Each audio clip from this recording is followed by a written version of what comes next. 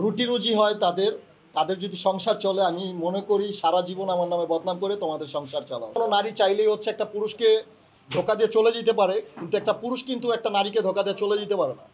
একটা মানুষ যে জামিন আসছে, টাকা খাওয়ায় আসুক আর যেভাবে আসুক, একটা মানুষ জামিন প্রাপ্ত, কিন্তু এখনো বিচার তার নামে নাই, সাজাও হয় নাই। আমরা বিচারের অপেক্ষা করবো ইনশাল্লাহ। আপনি কি চান? সর্বোচ্চ বিচার? সর্বোচ্চ বিচার, তার জেল জরিমানা হবে, জেলও হবে, জরিমানা হবে। এটা আদালত জানবে, আদালত আমাদেরকে জানাবে যে কি জরিমানা হবে। এটা আমরা জানি না আসলে। বন্ধুত্বের ভিতরে ফাটল ধরার কারণটা কি মিশার সাথে আপনার?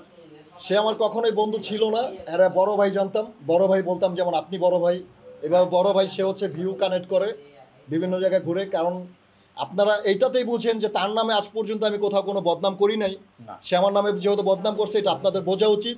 সে হচ্ছে যেখানে যখন ভিউ থাকে তখন সেইখানেই লাফালাফি করে। আপনারা থামবেন কবে? জাতির প্রশ্ন। আমি থামাই ভাই, আমার কবে থামবে? এদের কবে এই যে এই ধরনের ভিউ ব্যবসা বন্ধ হবে? আমাকে কি দৌড়াতে দেখছেন?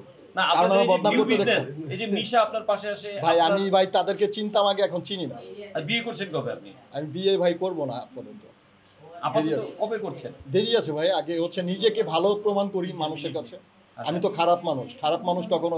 আচ্ছা, আপনার সাথে একটা মেয়ের একটা ঘটনা ঘটেছিল, বিবাহ এবং বিচ্ছেদও ঘটে গেছে। ওই মেয়ের ব্যাপারে যদি কিছু বলতেন, আর কোনো যোগাযোগ হয় কিনা? তাদের বিষয়ে একটা কথাই বলতে চাই যে সবাই ভালো থাকুক, যার যার অবস্থান থেকে মহান রব্বুল আলামিন তাদেরকে ভালো রাখুক।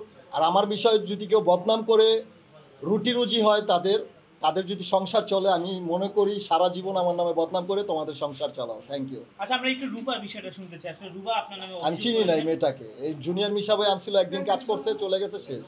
আপনার সাথে বিভিন্ন আমি জায়গায় চিনি না ভাই, ছবি ছড়াচ্ছে আপনার সঙ্গে, অনেকগুলো ছবি। আমি চিনি না ভাই, চিনি না। আপনি আজকে হিরো আলমের সাথে কেন আসলেন আজকে এই ব্রিফিং এ? এটা একটু যদি ক্লিয়ার করতেন। আপনার আসার সে আমার ভাই আগে থেকে, আমাদের প্রায় হচ্ছে 2015 সালের আগে থেকে 14 সালের মধ্যে হচ্ছে আমাদের কাজ হয়েছে।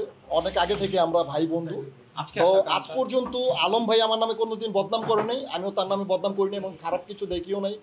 আর আলম ভাই আমার কোনো খারাপ দেখে নাই, তার কারণে আমরা এখনো কিন্তু আমাদের বন্ধুত্বটা আছে।